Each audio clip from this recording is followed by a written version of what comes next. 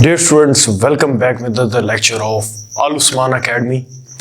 ये हमारा lecture number 7 है। इस लेक्चर के अंदर हम अपना आगाज़ करने जाएंगे 1.3 का। लेकिन उससे पहले 1.3 करने से पहले हम लोगों को कुछ कॉन्सेप्ट्स को समझना बहुत ज़रूरी है, क्योंकि कॉन्सेप्ट इज़ पावर। और कॉन्सेप्ट को हमने उसको समझना है, और कॉन्सेप्ट को समझने के बाद हमने उसके कुछ थ्योरम्स और कुछ केसेस को डिस्कस करना है।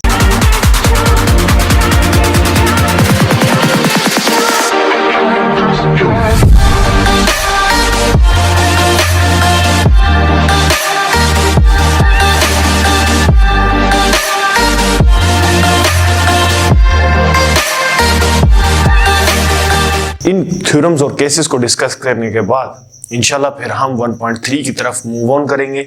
हमारा जो क्लास 12 मैथमेटिक्स का कोर्स है वो बहुत ही बेहतरीन तरीके से जारी और सारी है, और जिस तरह से पहले दिन की एनर्जी थी, मैं कोशिश कर रहा हूँ कि इस एनर्जी के अंदर मैं इजाफा लेके आऊँ, और आई होप सो कि आपका भी जो रिस्पॉन्ड है वो मैक्सिमम आएगा, और जितना भी आपका रिस्पॉन्ड हो सकता है, जितना भी आपका इनपुट दे सकते हैं आप दें, ताकि जो है आपके अच्छे रिजल्ट्स आए।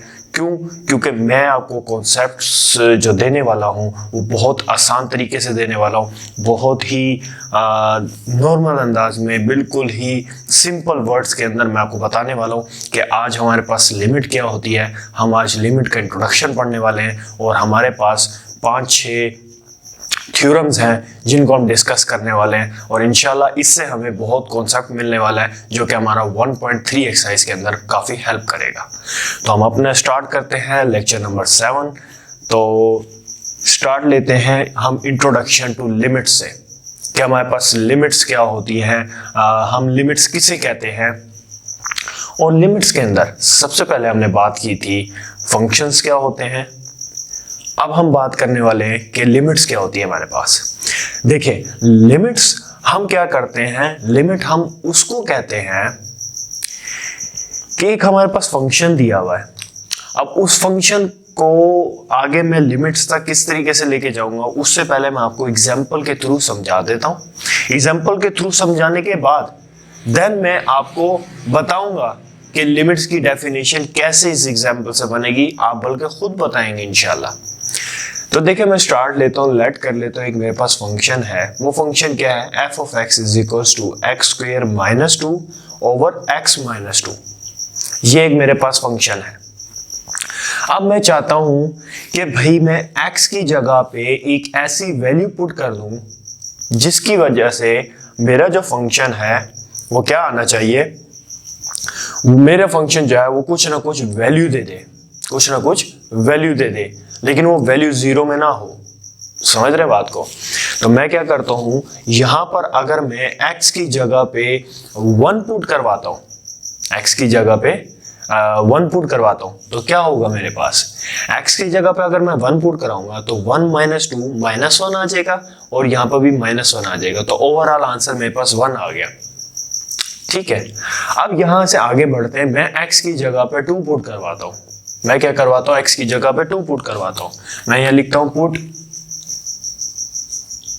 x is equals to 2।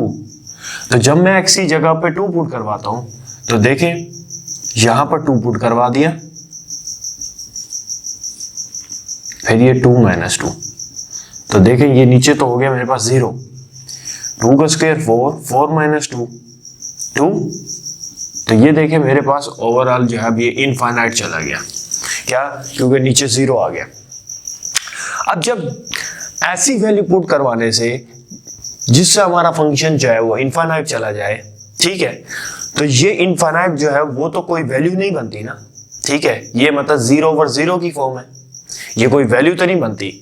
तो फिर मुझे एक बंदे ने कहा, क्या कहा कि भाई जब आपका फंक्शन जो है वो इनफाइनाइट आ जाए तो वहां पर फिर आप जो है कॉन्सेप्ट अप्लाई करें, किसका, अप्रोचेस का। अप्रोचेस का क्या मतलब कि लगभग बात करें आप, कि भाई नियर अबाउट बात करें, कि इसके आप थोड़ी सी कम वैल्यू कोई पुट कर दें। इससे मतलब ये जो आपने 2 पुट किया है, 2 से आपने देखा कि आपका फंक्शन जो है वो इनफाइनाइट चला गया, तो आप यहाँ पर क्या करें, आप यहाँ पर कोई थोड़ी कम वैल्यू पुट कर दें, या आप थोड़ी ज्यादा वैल्यू पुट कर दें, कि जिससे आपका आंसर इनफाइनाइट मतलब 0 ओवर 0 वाली फॉर्म ना बने।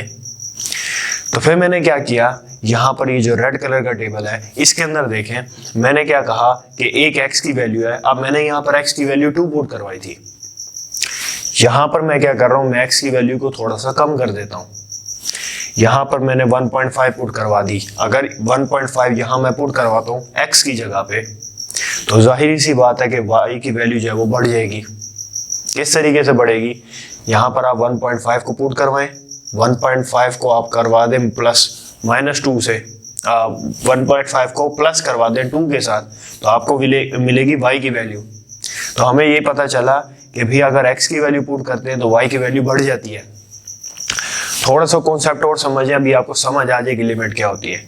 अब मैंने थोड़ी सी और बढ़ा दी, मतलब मैं करीब करीब लेके जा रहा हूँ 2 के, मतलब मैंने 1.5 से उठाया, अब मैं उसको थोड़ा और करीब करीब लेके आ रहा हूँ 2 के, ठीक है ना। मतलब 2 से मैंने पीछे की वैल्यू उठाई थी और अब उसको करीब करीब लेके आ रहा हूँ। मैं देख रहा हूँ कि कौन सी वैल्यू ऐसी यहाँ पुट हो सकती है कि जिससे हमारा फंक्शन है वो अनडिफाइन नहीं जाता।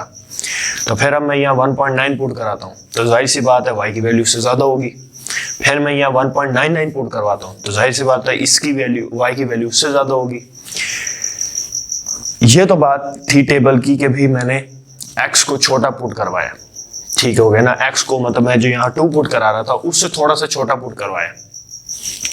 अब यहाँ पर हम बात क्या करते हैं, यहाँ पर हम x की वैल्यू को गिवन वैल्यू से ज्यादा पुट करवाते हैं, मतलब थोड़ा सा ऊपर कर लेते हैं, क्योंकि अभी हम अप्रोचेस का कॉन्सेप्ट देख रहे हैं ना। अप्रोचेस के अंदर होती है एक चीज या तो आप छोटी उठा लें या एक चीज आप या बड़ी उठा लें, ठीक हो गया ना।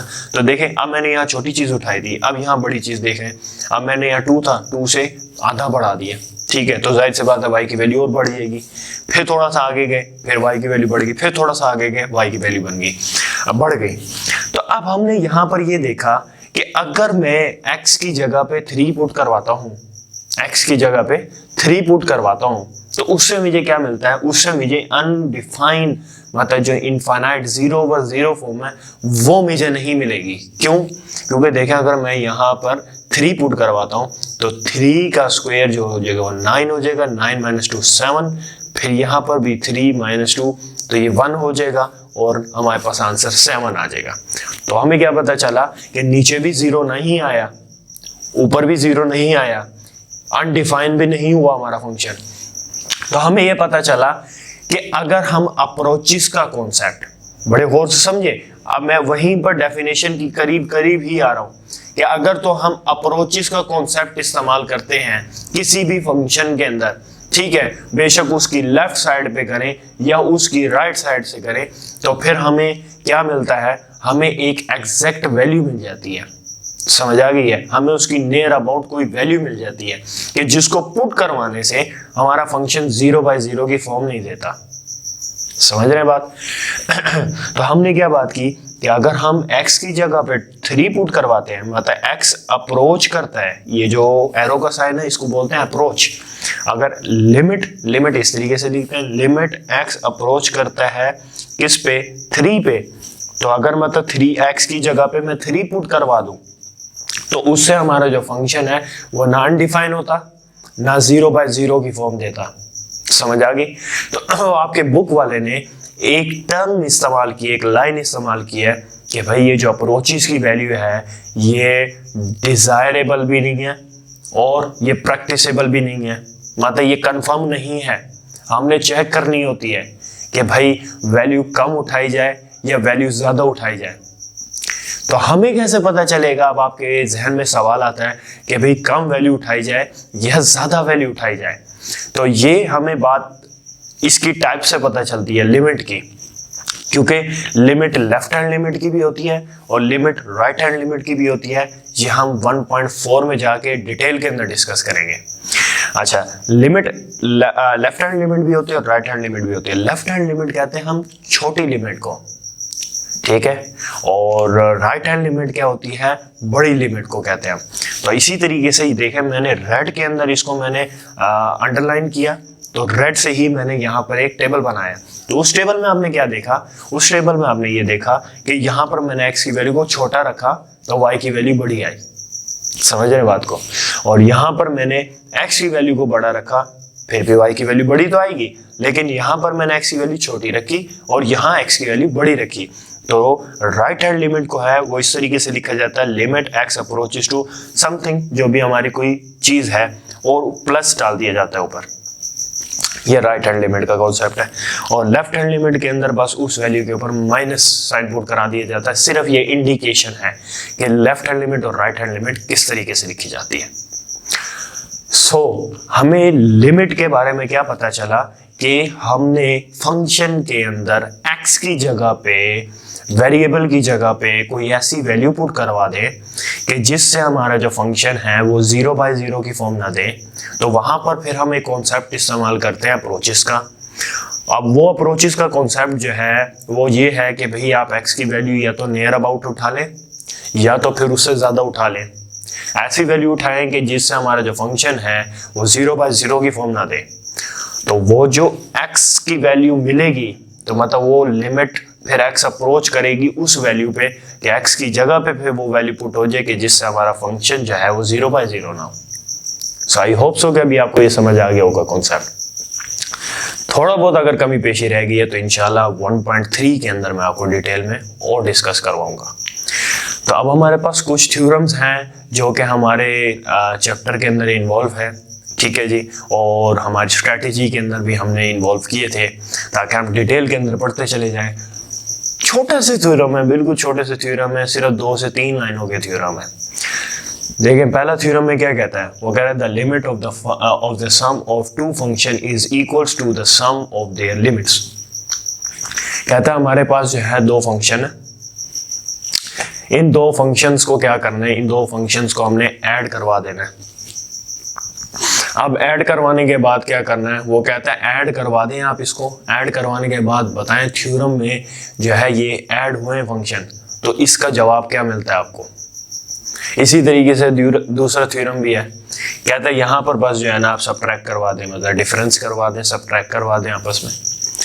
इसी तरीके से फिर आगे k की वैल्यू वो कह रहा है रियल नंबर है। फिर उसके बाद वो कहता है कि भाई यहाँ पर जो है क्वोशिएंट मतलब डिनोमिनेटर नोमिनेटर का कॉन्सेप्ट है। तो ये देखें बहुत छोटा सा कॉन्सेप्ट है, जरा देखें गौर से।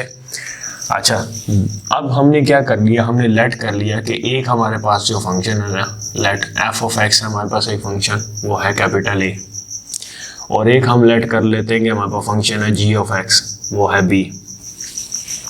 कि एक f ऑफ x फंक्शन है और एक g ऑफ x फंक्शन है। अब इन दोनों फंक्शंस को क्या करवा देता हूं मैं, ऐड करवा देता हूं, जमा करवा देता हूं, सम ले लेता हूं इनका। तो देखें यहाँ पर फिर बनेगा f ऑफ x।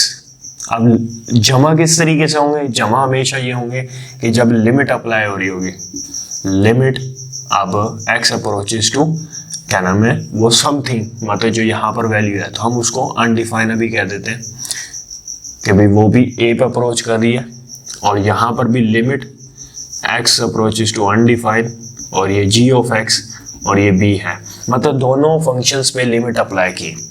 तो वो किस तरीके से अब लिखा जाएगा, वो इस तरीके से लिखा जाएगा limit x approaches to undefined. तो अब दोनों को जमा करना है, f of x plus g of x के अंदर जमा हो गया। तो इससे हमें आंसर क्या मिला कि हमारे पास f ऑफ x की वैल्यू थी a और फिर प्लस, और g ऑफ x की वैल्यू थी b। तो मतलब वो कहता है कि अगर हम 2 फंक्शंस की लिमिट लेते हैं आपस में और उनको जमा कर देते हैं हम, तो हमारे पास आगे जो फंक्शन है वो भी हमारे पास जमा हो जाएंगे। समझ रहे हैं बात। तो इसी तरीके से अगला कॉन्सेप्ट क्या है, अगला कॉन्सेप्ट है the limit of the difference of 2 functions is equals to the difference of their limit. अब वो कहता है कि यहाँ पर अगर हम लिमिट के अंदर 2 फंक्शन उठा लेते हैं, 2 फंक्शन उठाते हैं और उसकी हम लिमिट ले लेते हैं और उनको आपस में सबट्रैक्ट कराते हैं, जो तो उनका जो आंसर है वो भी डिफरेंस के अंदर आते हैं। तो ये किस तरीके से, इस इधर भी आप यही काम करें, लेट कर लें f ऑफ x आपके पास एक फंक्शन है a, और यहाँ पर आप कह लें g ऑफ x आपके पास एक फंक्शन है, उसको आप b कह दें। तो यहाँ पर आप देखें, आप दोनों साइड पे लिमिट अप्लाई करें, लिमिट अप्रोच करती है इनफाइनाइट पे, समथिंग है यहाँ पर, और यहाँ f of x is equals to a आ गया। इसी तरीके से लिमिट जो है वो x अप्रोच करता है समथिंग पे, और यहाँ पर आ गया g ऑफ x और ये b।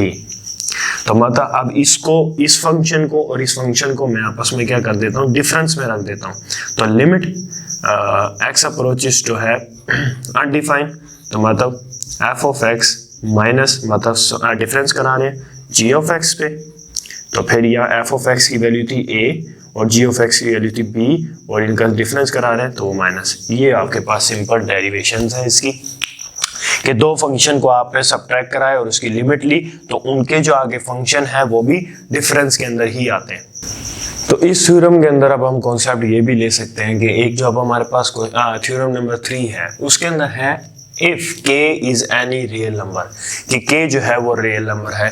तो मतलब k जो है रियल नंबर का क्या मतलब है, अगर हम कह देते हैं कि हमारे पास जो है ना एक वैल्यू है, ठीक है, वो वैल्यू हमारे पास जो है ना, वैल्यू किस चीज की है, वो वैल्यू कांस्टेंट में है, मतलब वैल्यू ऑफ कांस्टेंट, कि कांस्टेंट की वैल्यू है, वो कांस्टेंट हमने मान लिया कि भाई वो हमारे पास यहाँ पर k गिवन है, और एक हमारे पास यहाँ पर फंक्शन है, लेट कर लेते हैं कि एक हमारे पास फंक्शन है, वो फंक्शन क्या है, एफ ऑफ एक्स, और एफ ऑफ एक्स को कह देते हैं कि भी वो ए के इक्वल है। अब हमने यहाँ पर दो चीजें बात की कि एक जो हमारे पास वैल्यू है कांस्टेंट नंबर की, वो कांस्टेंट नंबर हमने के कह दिया, और एक जो हमारे पास फंक्शन है वो एफ ऑफ एक्स है, उसको हमने ए कह दिया। तो अब हम देखें, हम लोग के पास जो भी फंक्शन होता है उसकी हम लिमिट ले रहे होते हैं, limit x approaches to undefined कुछ भी है, और एफ ऑफ एक्स अब इज इक्वल्स टू यहाँ पर ए है। अब हम क्या करते हैं, अब हम ये बात करते हैं यहाँ पर कि अगर तो हमारे पास कांस्टेंट और हमारे पास फंक्शन जो है आपस में प्रोडक्ट कर रहे हो, आपस में मिल रहे हो, मल्टीप्लाई कर रहे हो, मतलब ये वाली फॉर्म आ जाए के और ए की, और यहाँ पर ये है F of X is equals to, अब हमारे पास जो है ना लिमिट लग गई है, इधर भी लिमिट लगा देते हैं और इधर भी लिमिट लगा देते हैं। तो मतलब जहां पर भी फंक्शन के ऊपर, फंक्शन के अंदर कांस्टेंट और वेरिएबल मल्टीप्लाई हो रहे हो और वहां पर दोनों साइड पे लिमिट अप्रोच कर रही हो, तो उससे क्या कहते हैं कि भाई हमारे पास जो कांस्टेंट है वो बाहर आ जाता होता है, क्योंकि हमेशा ये आपने बात याद रखनी है कि कांस्टेंट वैल्यू के ऊपर लिमिट कभी अप्लाई नहीं होती, हमेशा उसके वेरिएबल मतलब फंक्शन के ऊपर अप्लाई होती है। समझ रहे बात? तो हम ये 1.3 के अंदर क्वेश्चन नंबर 1 में देखेंगे, तो के बाहर आ जाएगा और ए के ऊपर लिमिट अप्लाई हो जाएगी, तो limit x approaches to undefined और ये ए, ठीक हो गया जी। और यहाँ पर भी ये एफ ऑफ एक्स और ये लिमिट वैसी आ गई। बस इसके अंदर ये कॉन्सेप्ट था कि ये जो हमारे पास कांस्टेंट है वो बाहर आ जाता है।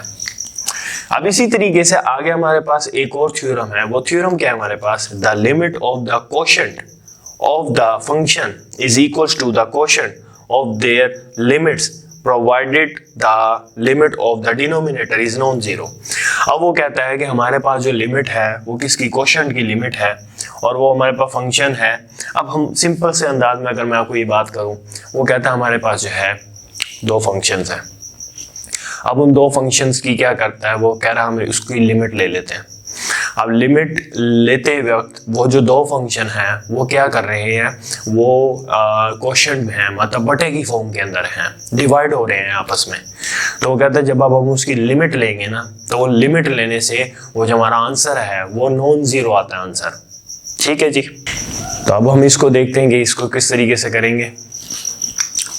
तो देखें, वही हम लेट कर लेते हैं कि एक हमारे पास फंक्शन है एफ ऑफ एक्स की इक्वल, उसको आप एल मान लें, और एक आपके पास जो फंक्शन है वो जी ऑफ एक्स है, उसको आप एम मान लें। अब वो आपस में जो दो फंक्शन है वो क्या इसमें है, वो बटे की फॉर्म में है, क्वोशिएंट की फॉर्म में है, डिवीजन की फॉर्म में है, और लिमिट भी अप्लाई कर देते हैं, limit x approaches to something. तो ये हमारे पास बनेगा कि भाई एल एफ ऑफ एक्स की वैल्यू क्या है एल, और जी ऑफ एक्स की वैल्यू क्या है एम। तो ये हमारे पास वो कहता है कि अगर वो क्वोशिएंट के अंदर है तो लिमिट अप्लाई होने के बाद भी उनका जो आंसर है वो नॉन जीरो रहेगा, मतलब वो क्वोशिएंट के अंदर ही रहेंगे। समझ आ गई है? इसी तरीके से जो है एक पांचवा थ्योरम भी है, वो है प्रोडक्ट के अंदर। ठीक है, कि भाई हमारे पास जो है दो फंक्शन आपस में मल्टीप्लाई हो रहे हैं, आपस में प्रोडक्ट हो रहे हैं। तो उनका आंसर भी जाहिर सी बात है फिर प्रोडक्ट के अंदर आना चाहिए।